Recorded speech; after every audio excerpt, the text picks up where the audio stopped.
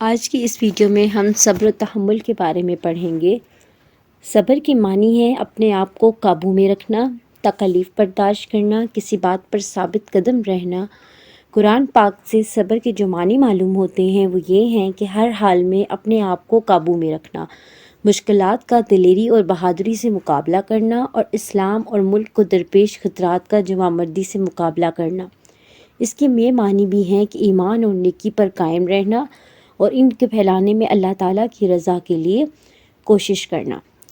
ہمارے اسلام میں صبر کے جو معنی ہیں وہ یہ ہیں کہ اگر آپ کو اللہ کی طرف سے کوئی آزمائش آتی ہے، کوئی تکلیف آتی ہے یا آپ کی کوئی خواہش پوری نہیں ہوتی تو آپ اسے صبر و تحمل سے کام لیں، صبر کا مظاہرہ کریں، اس میں اللہ تعالیٰ کی آزمائش کے پیچھے کی مصلحت کو سمجھنے کی کوشش کریں اور صبر کریں کہ اللہ تعالیٰ آپ کی دعا کو قبول کریں گے، آپ کی تکلیف کو مٹا دیں گے۔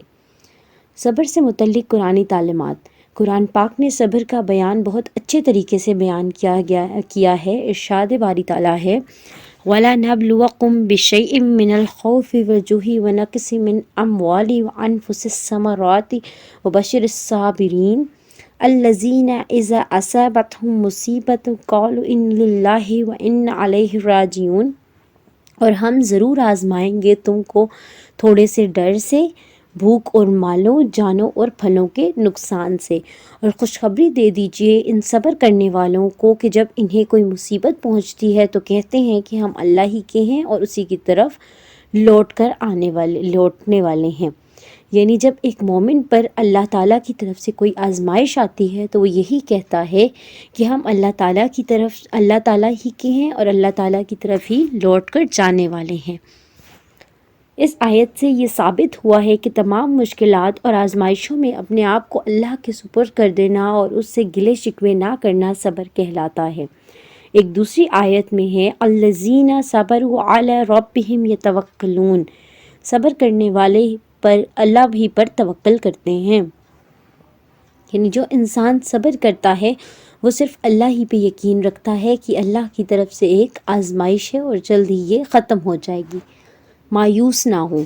اس میں کوئی شک نہیں ہے کہ اللہ تعالیٰ سب کچھ دینے والے ہیں، مگر اس کے لیے محنت کرنے کی ضرورت ہے، اور محنت کے باوجود بھی اگر انسان کسی معاملے میں ناکام ہوتا ہے تو اس کو اللہ کی طرف سے ایک آزمائش سمجھنا اور خوشی سے برداشت کرنا چاہیے۔ بندہ نا امید نہ ہو بلکہ اپنی محنت جاری رکھے اور اس وقتی ناکامی کو اپنے مستقبل کے لیے کامیابی کا زینہ سمجھے۔ یعنی اگر آپ کو کسی کام میں مشکلات کا سامنا کرنا پڑ رہا ہے تو آپ اس چیز کو یہ سمجھیں کہ یہ اللہ تعالیٰ کی طرف سے آزمائش ہے اور اس کے بعد اللہ تعالیٰ مجھے اس کو بہت بڑی خوشخبری دینے والے ہیں، اس کے بعد کامیابی عطا کرنے والے ہیں، اترائے نہیں۔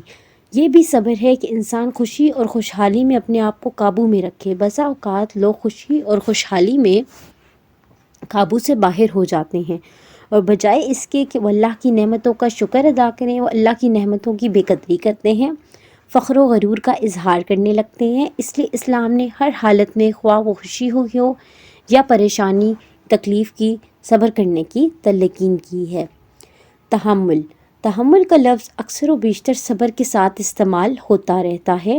اس کے معنی ہے برداشت کرنا، یعنی دشمن کی طرف سے ہر قسم کی تکلیف، گستاخی اور ضرر کو برداشت کرنا، زندگی میں پیش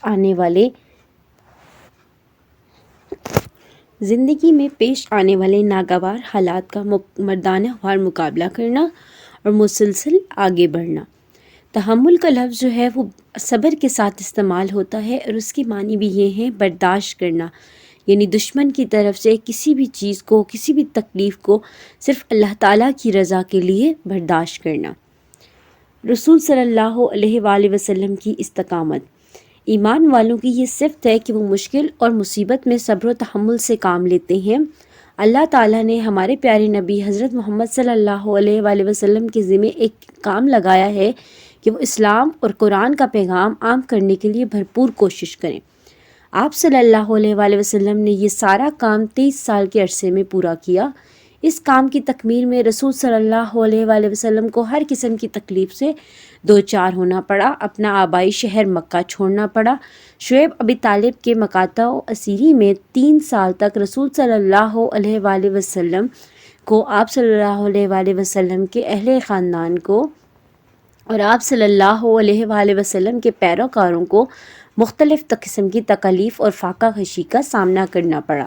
رسول صلی اللہ علیہ وآلہ وسلم طائف میں دین کی تبلیغ کے لیے گئے تو وہاں کے لوگوں نے آپ صلی اللہ علیہ وآلہ وسلم پر آوازیں کسی، آپ پر پتھر برسائے، آپ صلی اللہ علیہ وآلہ وسلم کو زخمی کر دیا، یہاں تک کہ آپ صلی اللہ علیہ وآلہ وسلم کے جوتے خون سے بھر گئے۔ آپ صلی اللہ علیہ وآلہ وسلم کو اللہ کی طرف سے پیشکش بھی کی گئی کہ اگر آپ چاہیں تو ان کافروں کو تباہ کر دیا جائے، مگر آپ نے فرمایا اے میرے رب ان لوگوں کو ہدایت دے، یہ مجھے جانتے اور پہچانتے نہیں ہیں کہ اللہ تعالیٰ نے جس عظیم ہستی کے لیے یہ دنیا بنائی، جب ان کو بھی اس دنیا میں تکلیفیں دی گئی، پریشانیاں دی گئیں تو انہوں نے صبر و تحمل کا مظاہرہ کیا۔ انہوں نے اللہ تعالیٰ سے کہا کہ ان لوگوں کو معاف فرما دیں اور ان کو ہدایت دیں۔ رسول صلی اللہ علیہ وآلہ وسلم نے دین کی سربلندی اور اشاعت کے لیے بدر و حنین اور احد و احزاب میں دشمن کا مردانہ وار مقابلہ کیا۔ احد میں آپ صلی اللہ علیہ وآلہ وسلم کے دانت مبارک شہید ہو گئے۔